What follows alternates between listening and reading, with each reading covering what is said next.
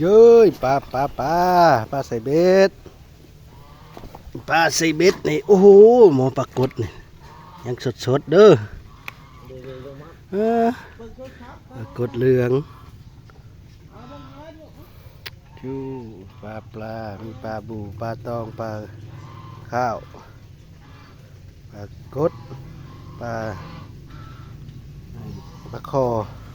ปลาขะแยงปลารวมอันนี้มาจากบึงเด้อมาจากหนองธรรมศาสตร์อยู่เมืองจำพรไปแหละแกงกอกน้องอิงวัดสากเราประคาพี่แหละแถวนี้สนใจปลาติดต่อมาเด้อปลา